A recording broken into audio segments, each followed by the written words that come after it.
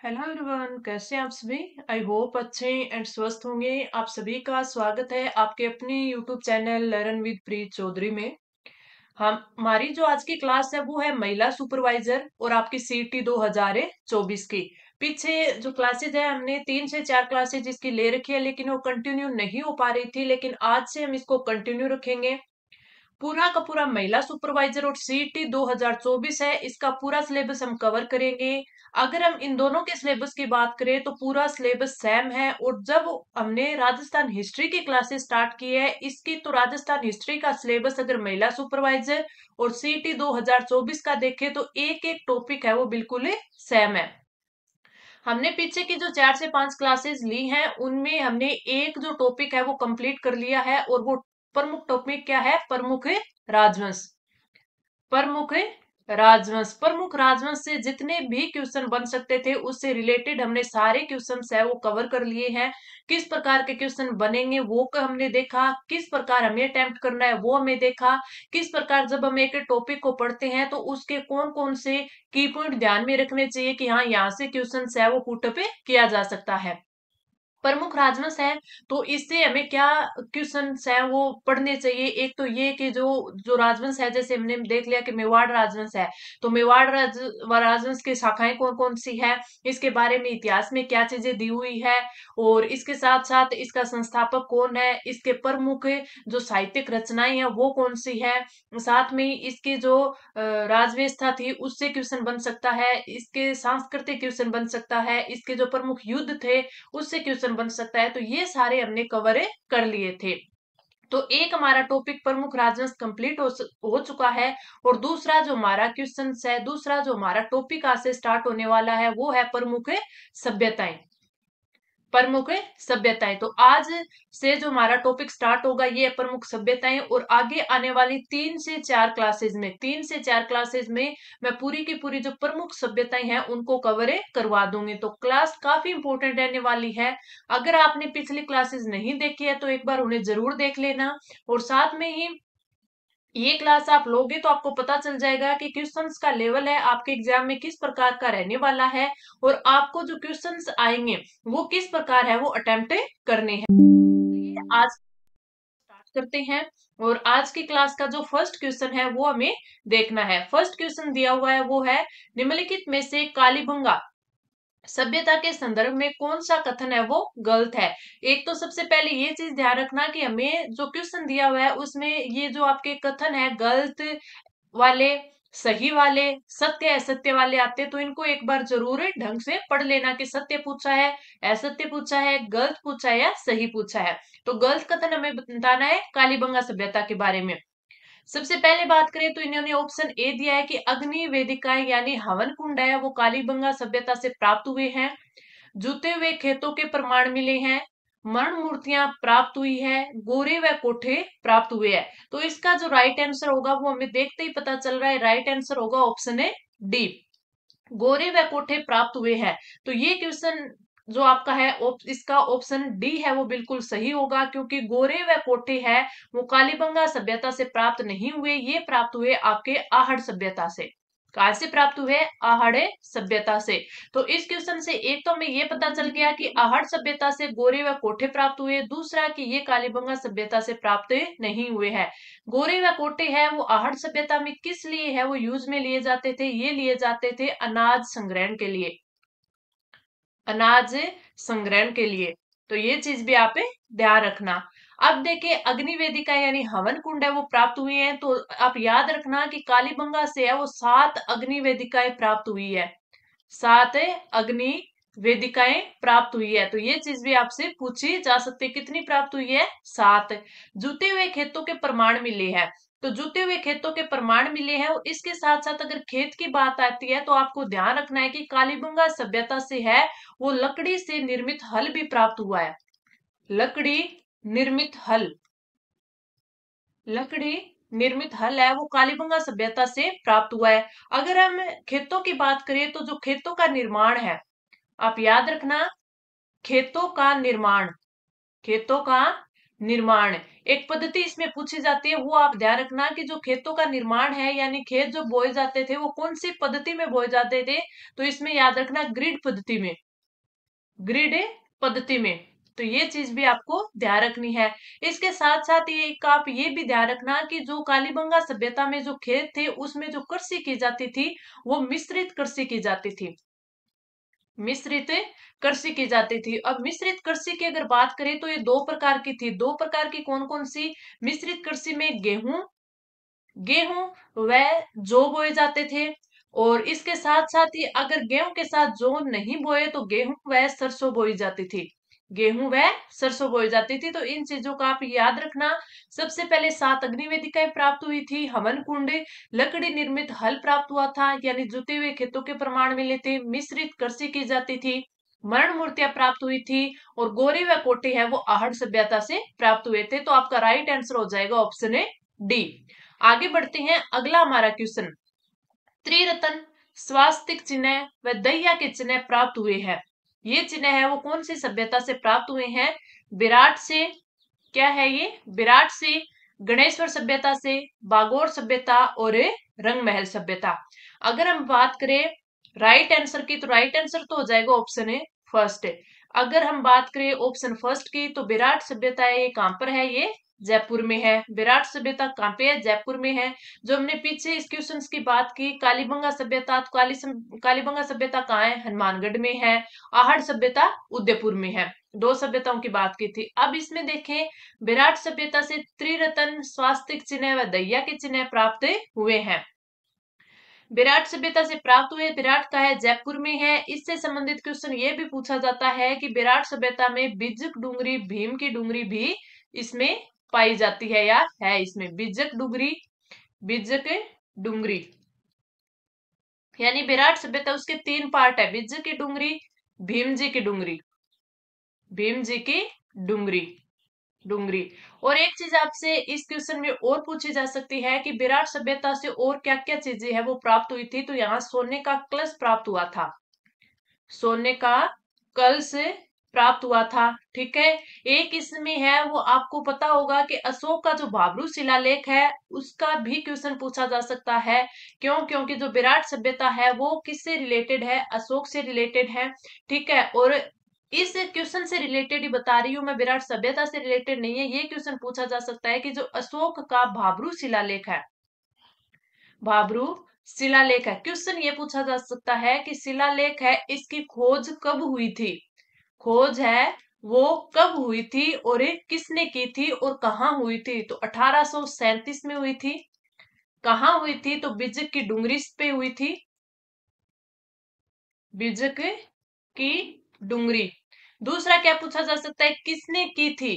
किसने, किसने की थी? तो ये अगर आपसे पूछ ले तो ये कौन से? कैप्टन है बर्ट ने, कैप्टन है बर्ट ने। तो इस प्रकार है वो एक क्वेश्चन से हमें कई सारे क्वेश्चन है वो कवर करने हैं। विराट सभ्यता की बात करें तो यहाँ पे है वो प्राचीन भित्ति चित्र भी मिलते हैं। ठीक है। और साथ में गणेश्वर सभ्यता की बात करें तो ये नीम का थाना सीकर में, बागोर उदयपुर में, रंग महल है वो हनुमानगढ़ में। अब विराट सभ्यता से और ये भी पूछा जा सकता है, क्योंकि कई बार है क्या पूछी जाती है आपसे? नदियां पूछ ली जाती है। क्या पूछ ली जाती है? नदियां। तो जो विराट है सभ्यता है वो कौन सी नदी के किनारे है? बाणगंगा नदी। कौन सी? बाणगंगा नदी। अर्जुन की गंगा भी बोल देते हैं इसको। ठीक है।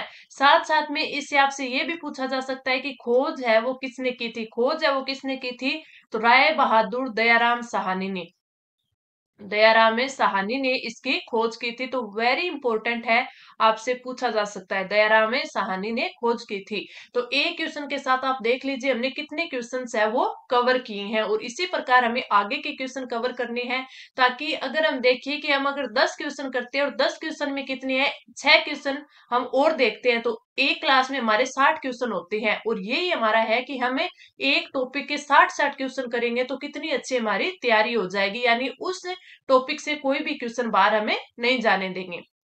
आगे बढ़ते हैं, अगला क्वेश्चन, डॉक्टर दयाराम साहनी ने सर्वप्रथम विराट के किस स्थान का उत्खनन के लिए चिन्हित किया था? यानी तो डॉक्टर दयाराम साहनी थे। अभी मैंने पिछले क्वेश्चन में बताया कि जो विराट सभ्यता है जयपुर में है, बाणगंगा नदी किनारे है। उसकी खोज किसने की थी? राय बहादुर दयाराम साहनी ने की थी। अगला क्वेश्चन इससे रिलेटेड ही आ गया कि जो डॉक्टर दयाराम साहनी है उन्होंने सर्वप्रथम विराट के किस स्थान को है वो उत्खनन के लिए चिन्हित किया था? बिजक डूंगरी, भीमजी की डूंगरी, गणेश डूंगरी और भीम डूंगरी।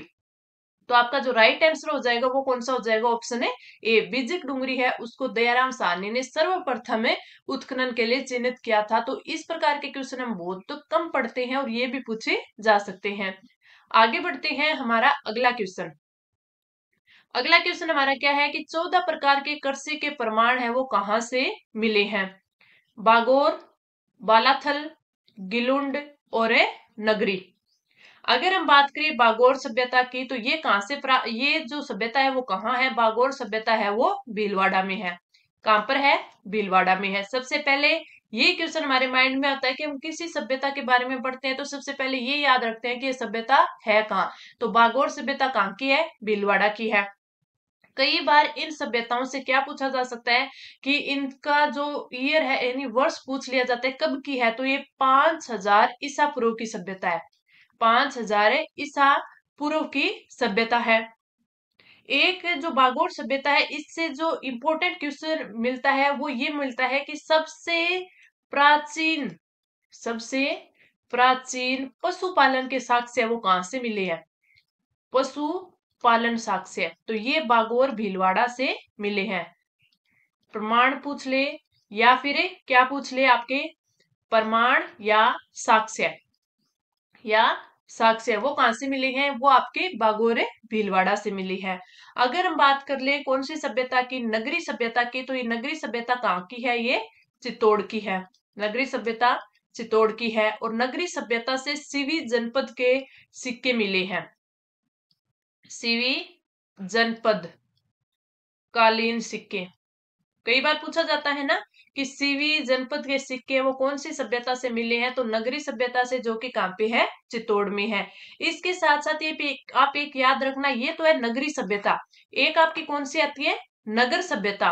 कौन सी आती है? नगर। और इसी को क्या बोल देते हैं? नगर सभ्यता को भी एक और नाम बोला जाता है और वो क्या बोला जाता है? खेड़ा सभ्यता।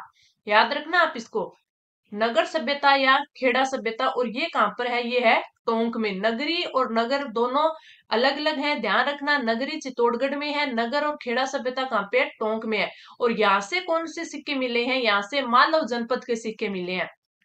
मालव जनपद के सिक्के मिले हैं, जनपद कालीन सिक्के। एक चीज आप याद रखना कि आपको दोनों ही है वो एक दूसरे से सेम सेम लगती है। नगरी नगर, नगरी चित्तौड़ में, नगर टोंक में। एक याद रखना, नगरी से वहां से सीवी जनपद सिक्के मिले हैं और नगर से मालव के। अगर आपके ऐसे याद ना हो तो ये क्या है? नगरी और सीवी, नगर और मालव, यानी इसमें आ की है और इसमें ई की है, आपकी मात्रा है, तो इससे आप याद रख सकते हैं। और आपसे पूछा जा सकता है कि राजस्थान में उत्खनन का जो पहला आपका स्थल था वो कौन सा था? वो नगरी सभ्यता ही था, नगरी सभ्यता था। तो वेरी इंपॉर्टेंट बन जाता है, याद रखना।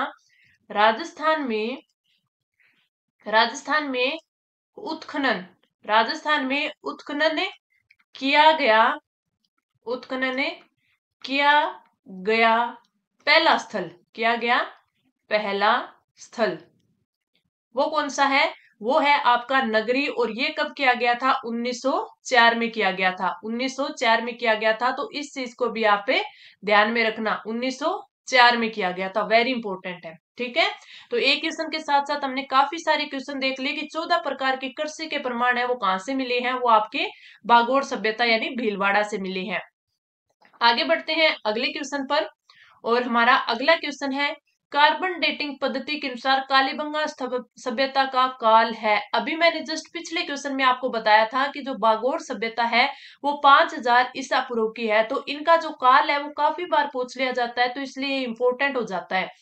कार्बन डेटिंग पद्धति के अनुसार कालीबंगा का ये भी क्वेश्चन है वो पूछा हुआ है। तो इसमें मैं आपको 2-3 सभ्यताओं के बता दूंगी, जिससे आपके ये क्वेश्चन, अगर इस प्रकार का क्वेश्चन उनके काल से रिलेटेड आ भी जाए तो आपका गलत ना हो। फर्स्ट ऑप्शन की बात करें 2150 ईसा पूर्व से 1600 ईसा पूर्व, 2350 से 1750 ईसा पूर्व, 2400 ईसा पूर्व से 1700 ईसा पूर्व और 2000 से 1450 ईसा पूर्व। हमारा कंफ्यूज कहाँ होता है? 2350 से 1750 और 2400 से 1700 ईसा पूर्व। क्यों? क्योंकि ये थोड़े से सेम सेम होते हैं, 1750 और 1700 यहाँ आके हमें कंफ्यूज हो जाते हैं। तो हमारा जो राइट आंसर है वो है ऑप्शन है बी। कालीबंगा सभ्यता की अगर बात करें तो इनका जो कार्बन डेटिंग पद्धति के अनुसार इनका काल है वो है 2350 ईसा पूर्व से 1750 ईसा पूर्व। अब ये तो हो गया कालीबंगा का। यहीं पर मैं आपको आहड़ का भी बता देती हूँ। अगर आहड़ सभ्यता का बात करें तो इसका कौन सा है? 1700 ईसा पूर्व से 1200 ईसा पूर्व। वेरी इंपॉर्टेंट है। ईसा पूर्व लिख देती हूँ मैं, 1200 ईसा पूर्व। इसको भी आप ध्यान रखना, क्योंकि इस क्वेश्चन में अगर कालीबंगा का पूछा है तो आगे आपको आहड़ का भी पूछा जा सकता है। आहड़ के साथ साथ ही हम बात करते हैं गणेश्वर सभ्यता का, जो कि कहाँ की है? सीकर की है गणेश्वर सभ्यता। इसका जो काल है वो है 2800 ईसा पूर्व। इसका जो काल है वो है 2800 ईसा पूर्व। अभी हमने जस्ट पीछे वाले क्वेश्चन में बात की थी बागोर सभ्यता की, और बागोर सभ्यता का काल कौन सा है? 5000 ईसा पूर्व। 5000 ईसा पूर्व। तो ये चारों के चारों आपको कालीबंगा का, आहड़ का, गणेश्वर सभ्यता और बागोर सभ्यता का, चारों का आपको याद रखना है। कालीबंगा हनुमानगढ़ की सभ्यता है, आहड़ उदयपुर की, गणेश्वर नीम का थाना सीकर की और बागोर है वो कहाँ की है? आपकी भीलवाड़ा की है। तो इस क्वेश्चन का राइट आंसर ऑप्शन है बी। अब बढ़ते हैं आगे और हमारा जो अगला क्वेश्चन है वो, आहड़ सभ्यता के लोगों को किस खाद्य पदार्थ की जानकारी थी? गेहूं की, चावल की, मक्का की और बाजरा की। तो आपका जो राइट आंसर होगा वो होगा ऑप्शन है बी। जो आहड़ सभ्यता के लोग थे उनको चावल खाद्य पदार्थ की जानकारी थी। अगर हम आहड़ सभ्यता की बात करें, सबसे पहले क्वेश्चन में आया था कि गोरे व कोठे जो आपके थे वो कहां से प्राप्त थे? वो आपके आहड़ से प्राप्त थे। और वो किस लिए थे? वो आपके अनाज संग्रहण करने के लिए थे। अब इसी में अगर हम बात करें तो आहड़ सभ्यता है, इसके कई बार उपनाम पूछ लिए जाते हैं। क्या पूछ लिए जाते हैं? उपनाम। तो उपनाम मैं आपको बता देती हूँ, इसी को ताम्रवती नगरी कहते हैं। ताम्रवती नगरी बोल देते हैं। इसी को क्या बोल देते हैं? धूलकोट। इस पे एक धूलकोट नाम का टीला है, इसलिए इसको धूलकोट भी बोल देते हैं। इसके साथ साथ ही इसको मर्तकों का टीला भी बोल देते हैं। मर्तकों का टीला।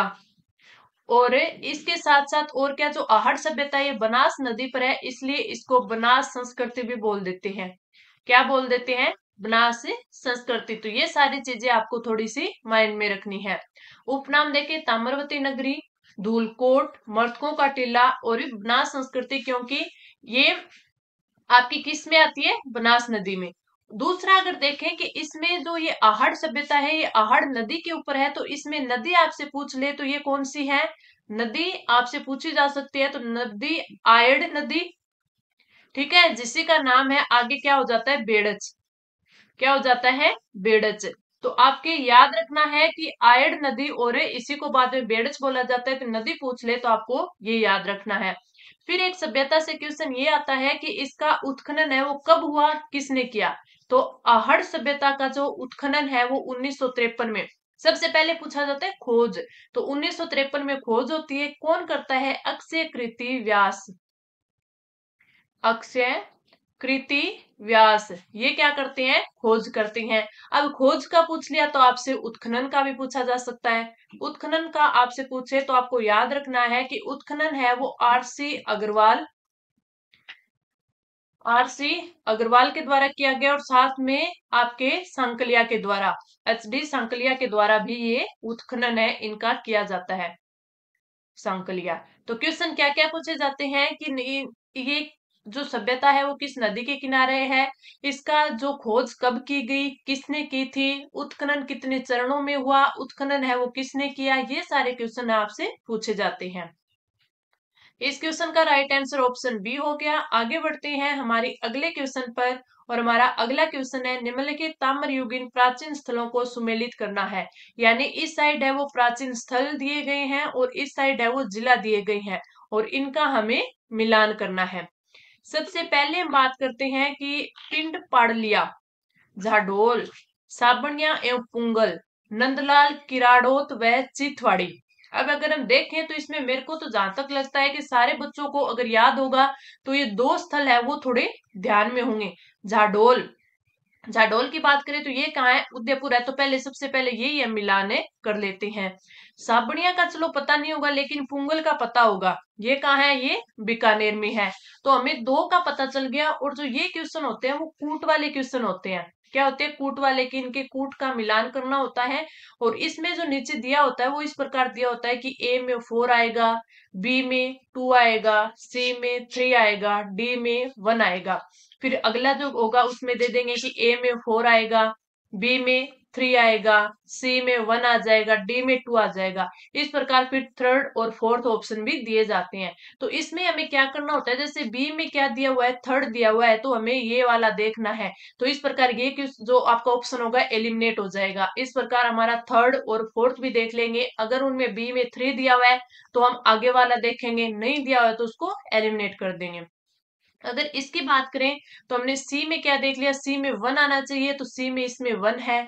फिर हम बात करते हैं पिंड पाडलिया की। जो पिंड पाडलिया है वो कहाँ है, चित्तौड़गढ़ का है, तो क्या आ जाएगा, ए में 4th आ जाएगा। फिर बचा कौन सा, डी।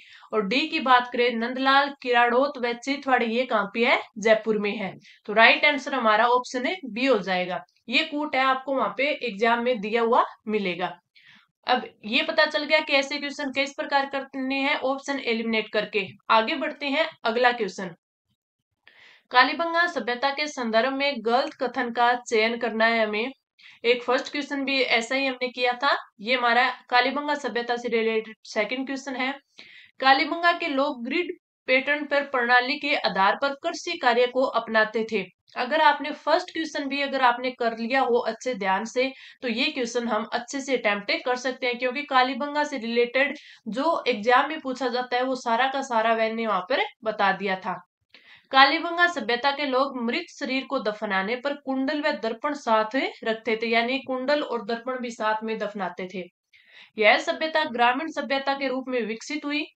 कालीबंगा सभ्यता के लोग शल्य चिकित्सा पद्धति से परिचित थे। इसमें अगर मैं आपको बताऊं, कालीबंगा के लोग ग्रिड पैटर्न प्रणाली के आधार पर कृषि कार्य को अपनाते थे, बिल्कुल सही है, क्योंकि ये मिश्रित खेती करते थे। ग्रिड पद्धति के आधार पर करते थे, मिश्रित यानी गेहूं जो हो गया, गेहूं सरसों हो गई, इस प्रकार।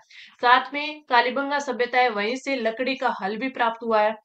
अगली बात करें, कालीबंगा सभ्यता के लोग हैं वो मृत शरीर को दफनाने पर कुंडल व दर्पण साथ रखते थे। साथ साथ में यहाँ पे कलश समाधान भी था, क्योंकि एक कलश रखते थे जिसमें कुंडल दर्पण हो गया, ये चीजें रखते थे। यह सभ्यता है वो ग्रामीण सभ्यता के रूप में विकसित हुई। ये क्वेश्चन आपका जो ऑप्शन है ये आपका असत्य दिया हुआ है, यानी गलत दिया हुआ है। ग्रामीण सभ्यता नहीं आएगा, ये आएगा नगरीय सभ्यता। जो कालीबंगा सभ्यता ये क्या है, नगरीय सभ्यता है। कालीबंगा सभ्यता के लोग शल्य चिकित्सा पद्धति से परिचित थे, बिल्कुल सही है, क्योंकि इसमें है वो 6 छेद की एक खोपड़ी मिली है, वो भी एक बालक की खोपड़ी मिली है।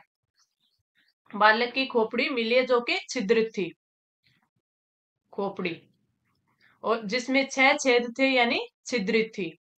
तो ये भी आपको जिससे क्या प्रमाण मिलता है कि यहाँ ये जो लोग थे कालीबंगा सभ्यता के वो शल्य चिकित्सा पद्धति है उससे भी परिचित थे। तो आपका जो राइट आंसर हो जाएगा ऑप्शन है सी हो जाएगा। आगे बढ़ते हैं, हमारा अगला क्वेश्चन।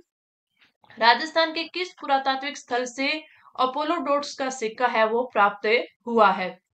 सुनारी सभ्यता, विराट सभ्यता, रंगमहल सभ्यता और बागोड़ सभ्यता। सुनारी सभ्यता कहाँ की है, झुंझुनू की है। विराट जयपुर की है, जो कि हमने सेकंड क्वेश्चन में बात की थी। रंगमहल सभ्यता हनुमानगढ़ की है। और बागोड़ सभ्यता भीलवाड़ा की है, जो कि एकमात्र मान ले या फिर सबसे प्राचीन पशुपालन के साक्ष्य है वो बागोड़ सभ्यता से मिले हैं। अब बात कर लेते हैं इस क्वेश्चन की। तो राइट आंसर हो जाएगा आपका ऑप्शन है, जो आपके अपोलो डॉट्स का सिक्का है वो प्राप्त हुए आपके आहड़ सभ्यता से, जो कि इसके ऑप्शन में नहीं दिया गया है। तो आप याद रख लेना कि इसमें हम एक अगला ऑप्शन और दे देते हैं, जो कि कौन सा है, आहड़। तो हमारा जो राइट आंसर हो जाएगा वो हो जाएगा ऑप्शन है ई। आहड़ कहाँ की है, उदयपुर की है। तो यहाँ से अगर हम बात करें तो अपोलो डॉट्स का सिक्का है वो कहाँ से प्राप्त हुआ है, आहड़ से प्राप्त हुआ है, यानी ये क्या है, एक इंडो ग्रीक मुद्रा है। इंडो ग्रीक मुद्रा है, यानी अपोलो डोट्स, अपोलो राजा की चलाई हुई मुद्रा है। ठीक है। और अगर हम बात करें कि अब विराट सभ्यता है, तो विराट सभ्यता की हमने बात की थी आपसे कि ये कहाँ पे, जयपुर में है, बाणगंगा नदी के किनारे है, इसमें भीमजी की डूंगरी, बिज्जक की डूंगरी, ये चीजें हैं। साथ में अगर हम याद रखें कि जो अशोक का शिलालेख है वो कहाँ से, बिज्जर की डूंगरी से प्राप्त हुआ था, कब हुआ था, 1837 में हुआ था, कैप्टन बर्ड ने खोजा था, ये सारी चीजें याद रख सकते हैं। साथ में एक आपसे ये पूछा है ना कि अपोलो डोट्स का सिक्का प्राप्त हुआ है, इसी के साथ आपसे यूनानी शासक मिनेडर के बारे में भी पूछा जा सकता है।